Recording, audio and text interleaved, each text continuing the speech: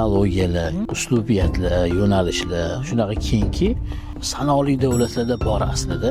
O'zbekistonni biz ayta olamiz, ko'p uslublarga ega deb va Yaponiyani ayta olamiz. Masalan, 11-asrda bizda yashil, sariq rangdagi oqma uslublar bor. Xuddi shu uslubni Yaponiyada ham ko'ramiz.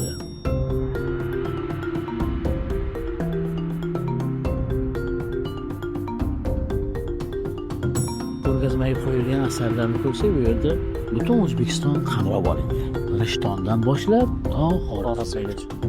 Va naqshlarga e'tibor bersak, masalan, shu har bittasini tabiatini ko'ramiz.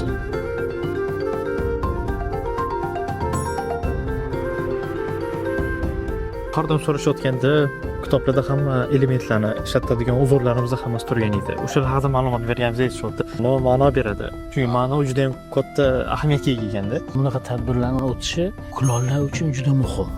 Chunki bir tarafdan biz o'zimizning an'anamizni ko'rsatayotgan bo'lsak, ikkinchidan o'zimiz ham o'rganyapmiz.